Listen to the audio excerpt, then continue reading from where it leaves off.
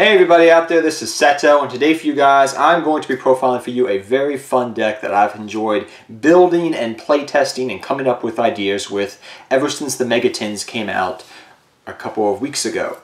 And this deck is uses very nostalgic cards, and it's been a very fun deck to build and playtest. And I should admit before I get into this video, I'm still testing new cards out here and there, trying new things out while building this deck.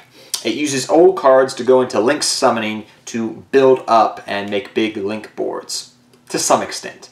So yeah, without further ado, let's get into the profile. And the cards and the nostalgic cards I was referring to involve Queen's Knight, King's Knight, and Jack's Knight. As you can see here, I have my ultimate rares I've had for quite some time now actually, but every card has a story on these about why these are important and how I searched for all of them. And ever since I got the collection of just each one of them, I was just like, you know what? I want to build a deck around these cards. And when we got Extra Knight Joker out of the Megatins, which you'll see in the deck profile, it got my juices going and I decided to make a deck of it. So without further ado, guys, let us get into a deck profile of this deck. So first off, you run triple King's Knight and triple Queen's Knight. Now the reason why we run triple of each is because Queen's Knight is somewhat integral because of certain cards that we run in the deck, like Unexpected Die and Faustin's Bargain, I think it's called. I'll show you the card when we get into the deck profile. But you can special summon Queen's Knight out, normal summon King's Knight, and then you can go for Jack's Knight, which we run as a 2 of in the deck as well. Jack's Knight is okay. People used to use him a couple of years ago for a Brilliant Fusion target, I think it was. I can't remember for which deck it was. I think it was Zodiac, but I could be wrong. But yeah, there was a reason why they used Jack's Knight. I forget what it was. It's been so long ago now. It's lost in my memory. But we run this ratio because Queen's Knight's essential, King's Knight is essential, Jack's Knight can brick, so you don't want to run too many of it, so 3 of is too much, I find, very quickly. You want to run 2 of in case you draw one, you have one still in your deck to go off with your combo plays of the deck. The deck can easily go for a bunch of different link plays because of this combo, though it does take some setup. And like I said, you can bring Queen's Knight out by special summoning it from your deck or your hand fairly easily. And then you can normal summon your King's Knight. So let's get into the rest of the deck profile of some of its warrior support cards we run. We run double Goblinberg and double Photon Thrasher in the deck. Goblinberg helps you just go for rank 4s. This really helps you meet the requirements of Extra Knight Joker and just link summoning in general. Extra Knight Joker requires 3 warriors of different names. This helps meet the requirement of this, and as well as it helps you go for rank 4s and helps you go for a Soul Day as well, which is another way of link climbing up the ladder. So that's what we got there. Next we got 2 Blue Mountain Butterfly. Now this card is somewhat, you could run different cards in this deck. I've seen people run Junk Forward, I've seen people run Marauding Captain, and I'm playing around with those even right now at the moment of making this video. But I like Blue Mountain Butterfly because it's a level 4. And so say I get a bad hand or I'm late in the duel and I need to clear my opponent's board, I can go normal summon, special summon, go for Exciton Knight. Or I can go normal summon, special summon, go for a Soul Day. It just helps out with different ways of doing that. I just like it because it's level 4 and it helps go for rank 4s, but it's also good for using link summoning. Though you do have to commit a normal summon, which sometimes you have to do in this deck. You don't always get the combo pieces you need, so I do like it in the deck for that reason. One card it's a tech card I'm trying out, and it really, well, let's talk about it. It's called Mermaiding Captain, and probably no one out there knows what the heck this card does. So it's pretty bad, you would think. You normal summon this card, you get to shuffle 1 card in your hand, back into your deck, draw a card, and if it is a monster, you get to special summon it. Now, the thing with this deck is, I was breaking down the deck, it runs a very heavy monster count, okay? And it runs some cards that can get bricky, somewhat, somewhat. So, that's why I decided to run this out. Now, I was also considering running in the deck a Brilliant Fusion engine, which is something you could play around with if you wanted to. but I found that the Brilliant Fusion engine, along with the rest of the deck and what it was trying to do, it could sometimes cause just bricks. And I mean a brick house I cannot get out of. Just period. Other times, you go off beautifully. Other times, you just get bad hands over and over and over again. That's the nature of some decks out there when you're trying to build them, especially decks that are not based around a really consistent archetype. You gotta go outside the box and try other different ways. And Mermaiding Captain helped me out with this, because the way I looked at it was this. If I normal summon this guy, okay, and then I special summon Blue Mountain Butterfly, activated his effect, I get to go into, and I draw a random monster. Let's say I draw a Marauding King's Knight. I get to special summon out King's Knight, and there I can go for Summon Sorceress. Or worst case scenario, I can go for Isolde right there. So you get what I'm going with this. Like, on paper, it looks like a horrible card no one would ever run or consider even running. But in applications and fixing bad hands and like, okay, this card is dead in my hand, okay, put it back in the deck. Oh, look, I got a card I needed, or I got a combo extender, or I get to special summon a monster. It helps with that. So try it before you hate it. I thought it was a bad card. I had tried it out in some other decks. That's why I knew about it years ago, and I found out it actually worked in this deck fairly well. But yeah, you can try it out and see how you like it. I'm not saying that it's for everybody, but once you start playing with the deck, you'll be like, oh, okay, I see where he's going with this. Some other one-ofs that we run of are Heroic Champion 1000 Blades. This is just help being to go for rank 4 plays, go for link plays, and just things of that nature. If you take a little bit of damage, you get to bring it back. If you have a level 4 in your hand, you get to normal summon it, and then you can go for Exciton Knight. And then Attack Gainer is in there for link climbing and also for Isolde plays. But the cool thing as well is, because we run some Earth monsters in here, level 4s, which are Goblinberg and Thousand Blade, which this works out pretty well, you get to actually go for Beast Barkion. So against some matchups, which this deck is not competitive in any sense of the imagination, you can, though, go for Beast Barkion. So, I mean, take that as you will. So yeah, we run those cards for that reason. Next off, we run the main spell card of the deck for the most part, and that's Unexpected Die. Unexpected Die pretty much states, if you have no monsters on your side of the field, special summon a normal monster from your deck. Okay, well, you're probably wondering, how does this work? Well, it's fairly simple. If you have Unexpected Die in your hand along with King's Knight, that's a link 3 monster into a Summon Sorcerer first turn. So yeah, you get where this is going here.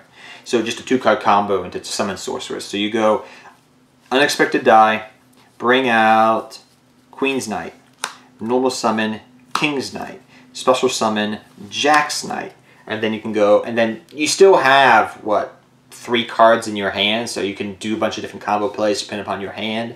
You get where this is going, pretty much. It just helps open up the board. If you have Polymerization in your hand, you can go for the Fusion if you wish. You can go for the Extra Knight Joker. Like, this opens up combo boards.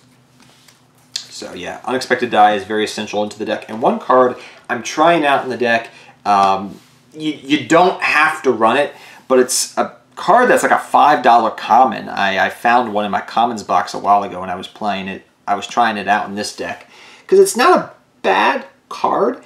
It's called Faustin's Bargain.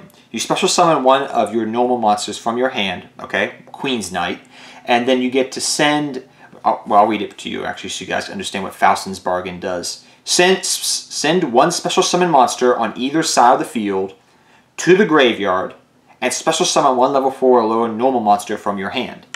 Now this card is good when you draw the Queen's Knight, but it's bad otherwise. And sometimes I do add this to my hand. Maybe I go into a Soul Day and then I add Queen's Knight to my hand and I already have King's Knight in my hand. Activate this. There's combo plays you can go with, but it's not a card that I would want to run multiples of because I'm not running a lot of normal monsters in my deck, quote unquote. So it helps out in some instances, and in others it does not help out a lot. So it's a one of, I figure, or none of. but it's a card you can try out in your deck. It's pretty interesting. Then we run some of the fusion cards. We run 2 Fusion's Recycling Plant, along with 1 Terraforming and 1 Polymerization. I'm happy I have the OG art to go along with this deck profile. So cool! But yeah, pretty much I didn't want to run, I was originally running multiple polymerizations, like 2 polymerizations, 2 fusion recycling, and then 1 terraforming, and I found that got a little bit cloggy for my liking, so I decided to run 1 polymerization, 1 terraforming in this ratio because you can easily pitch a card from your hand to grave to search the 1 poly you need, and then you can recycle it over and over again through the different cards that you have in your deck. So you can rely upon 1 poly instead of multiple polys, and drawing multiple polys is not a good card thing. So yeah. Next we run some equip spells for the Isolde play. So we run Divine Phoenix Blade. This is a necessary card in the deck because it just helps you so much. I'm not joking. I also run 1 Moon Mirror Shield because a lot of my monsters are low level attack, and Moon Mirror Shield can just help me get around big monsters. And it's another Isolde target, just in case. Then we run 1 Instant Fusion. This is for Kaiba Warrior. You could, if you want to run, if you can find the space in your extra deck to run multiple Instant Fusions, go ahead. But just 1 Kaiba Warrior I decided to run. Next up we run 2 Call by the Grave because you search and draw and do so many different things. Call by the Grave is necessary in this deck. Originally I was running Ghost Ash and things of that nature in the deck. Just like, okay, you know, running things like Ash Blossom and Joyous Springs in the deck. But I found that running this was actually causing my deck to become not as good because this deck is inconsistent. Ghost Ash and that's its OCG name. Ash Blossoms and Joy Springs is good, but in decks that already have consistency. In decks that do not have consistency, I've been finding out lately, as I've been just going into deck building mode, it's not as good because it can cause brick hands to some degree. It's like, yeah, it's a good card, don't get me wrong, but you could run it if you want to, but I decided to cut it out for other cards to make the deck more consistent. So, you know, either you run Ash or you don't run Ash, up to you. But there's some cards you can take out of the extra deck if you want to run Ash, which we'll talk about here in a second. So next we run Rhoda, Upstart Goblin, Soul Charge, Monster Reborn. These are your one-ofs. Rhoda, it's a warrior deck. Upstart Goblin, make it a 39 card deck. Soul Charge, if you go Queen's Knight, King's Knight, Jack's Knight, go off and then just link up and then you get into the Soul Charge and you just go off from there. I'm telling you guys, that's just broken. And Monster Reborn, it's Monster Reborn. It actually helps out with combo plays in the deck as well. If Queen's Knight's already engraved and you have a King's Knight, you can go off again. So, yeah. For your traps, I'll run 2 Fusion Reverse. This helps you recoup the polymerization as well as add targets from your fusion to your hand. Thus, you can do different combo plays. So, this is essential as a 2-of in the deck. Next up, we have 2 Solemn Strike and Warning and Judgment. Like I said, you could run Ash Blossom and Joyous Springs as a 3-of instead of this trap lineup. But the reason I ran this is because if you make extra Night Joker or you make the fusion, you want to have some backup. Or if you just make another like big link monster, you want to have some traps to protect your monster. And Judgment and Strike help me do that. You could run Solemn Warning or you could run Triple Strike, whichever ratio. Use these 3 slots to whichever way you want to. So next up, let's go into the extra deck. We got our Dark Magician Field Center. We have also Lucamine because I love Pokemon and she's amazing. So let's get into our Link 2s. We run Isolde, which we talked about, Underclock Taker, and Cerberus, Nightmare Cerberus for your level 3 links. Extra Arcanic Extra Joker, Nightmare Unicorn, Decode Talker, and Summon Sorceress. If you don't have Summon Sorceress, I'm sorry. I'm sorry, my friends over in the UK. But, yeah, Summon Sorceress is really helpful in this deck. Next up, Borlo Dragon, Sayuja. These are your big guys. You could also run Borl's Sword if you wanted to, but I'm not. But, like I said, you could run double. If you guys didn't have Summon Sorceress, I would highly suggest that you run double Isolde. So, I should mention that as well. Next up, Kaiba Warrior, Arcanic Knight Joker. I run double of it. Carbonara Warrior for the instant fusion, help you do different things, and Arcanite Joker is important too. The 1 Beast, Naturia Beast, because it's a good card and you can go for it. And for your level 4s, I run Bagasucha and Exciton Knight. You can play around if you want to run more level 4s as well, but it is up to you, the player, to decide what you want it to do. So, that is the deck profile. Like I said, guys, it's a very, very, very fun deck to play around with. I thoroughly enjoy playing it, and I hope you guys enjoyed this deck profile. I'm going to say this before I end the video. The deck is very combo intensive. When you look at the deck on paper, you would say, this deck sucks. You play with it, you play with it, and you play with it, and then you'll start to say, okay, I see what he's thinking. I see his mind process. And like I said, I am still testing things out. You can take the deck in different directions.